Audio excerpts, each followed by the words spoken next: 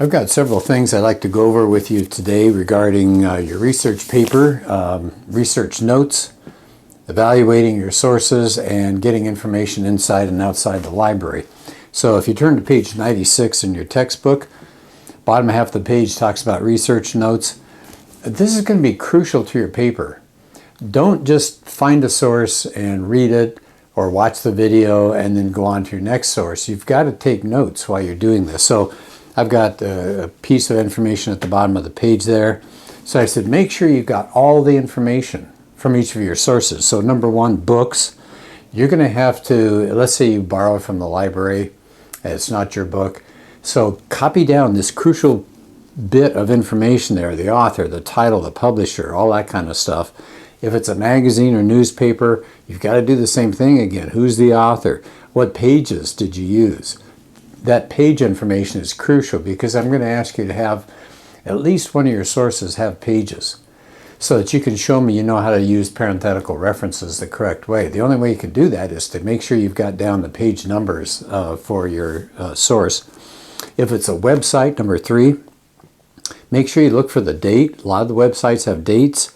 What's the date you accessed it? That's going to be different. This thing may be a 3 or 4 or 5-year-old web page, but what's the date that you accessed it? And the full web address, you got to get that down. And if it has a title, that's got to be there as well. If it's an interview, and I hope some of you consider doing an interview. If you do an interview, make sure you get the person's name and the date that you did the interview. And I said at the bottom of the page, I said, look for specific ways to do things, like I said, anthologies or multi-volume works. I said, go take a look at MLA. That's the Modern Language Association. They'll tell you how to do all of those things because it gets kind of tricky. The other thing that you might want to do is use TAMU, TAMU.edu. That's Texas A&M University. They have a great website there to help you work on your research paper to get the kind of information down that you need to for your sources. One other one that you might consider is OWL, O-W-L, the online writing lab that Purdue University puts out. So use that for your sources. So that's the kind of note-taking that you're going to have to do. Okay, so let's go over to 104, 105. I want you to see what we're going to be talking about here when it comes to doing your research. So 104 says you're going to have to evaluate your sources. This is different. Most research papers don't ask you to do that. And I think on other videos I've mentioned that you will have to do an evaluation. But this is crucial. This is where you demonstrate good critical thinking. You don't just take information and throw it in your paper and say, there you go, there's your information. No, I want you to slow down and look at the source. If it's an interview, if it's a website, if it's a book, if it's a video, if it's one of the database articles from Palomar College, evaluate your source. So at the top of page 104, I said part of what you're going to do is going to have to be evaluation. So number one, make sure you're using current information. Now it kind of depends. If you're doing a topic like, I don't know, the death of Marilyn Monroe, I had somebody do that several years back. It wasn't vital that they had a 2022 article because she died a long time ago. So, you know, if you're using slightly older sources, that may be okay, but in many cases you need something that's up to date.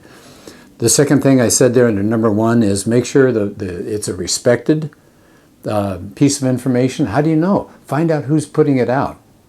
If it's a website, there's usually a little bar up at the top that you can choose from and click on it and it'll say About Us. Find out who's behind the website, for example. Make sure it's accurate.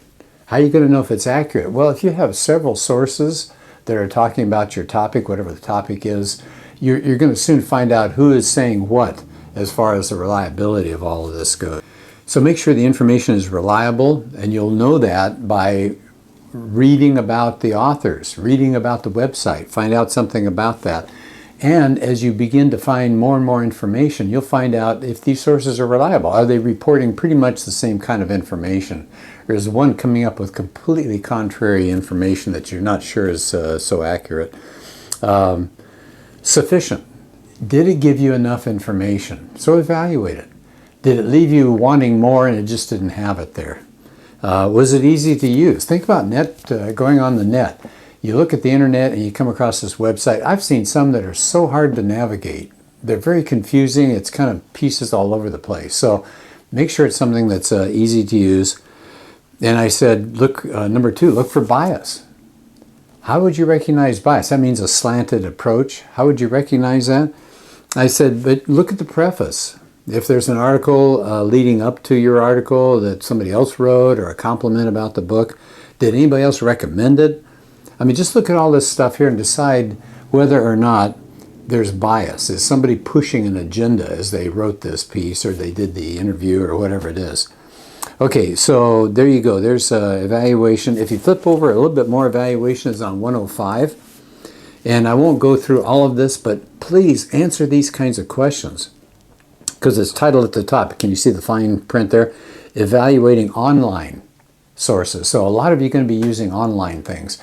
The who, what, when, where, why, and how. Those are great questions you need to seriously look at, because I do push a lot of my emphasis on good evaluations. That's where you show me that you're a good critical thinker, and you're going to be able to answer questions like this for your sources. So I'm not talking about having you just do a short evaluation. Oh, I like the source, it was helpful. I'm talking about a full paragraph where you look at the author, you look at how recent it is, you look how easy it is to navigate, how trustworthy, how biased, all that kind of stuff. I think that's huge. So spend plenty of time, the top half of 105. Hope that makes sense. So that's evaluating your source. The third thing was getting information from inside the library or outside the library. So I'm at the bottom half of 104. If you can flip back to 104. You may be using the library. Well, let me know if you're able to use some of the librarians. Remember, you're going to tell us how you found the information, then the information, then the evaluation of the information. So that first part, for every one of your sources, you're going to tell me how you found it.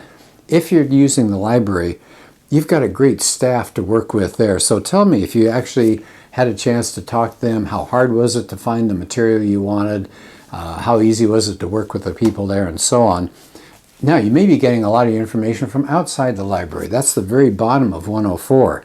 So it might be interviews. I'd love for you to do interviews. And I tell you how to do the interview down there. You need some preparation. You can't just walk in and throw questions off the top of your head. Make sure you've researched what you're going to be talking about, had a few ideas for your notes. How do you take down the answers? Do you want to have some kind of recording, or are you just going to handwrite it? Handwriting is a pain because you're always going to write more slowly than that person speaks, so you might want to think about that. And then the very bottom item, the internet.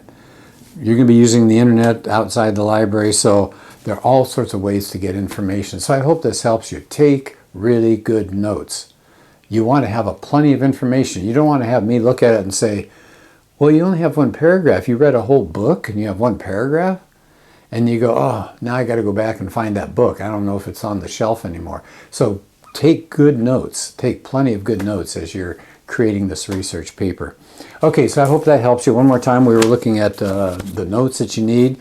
We were talking about evaluating the sources and getting information inside and outside the library. Well, I hope the research goes well for you.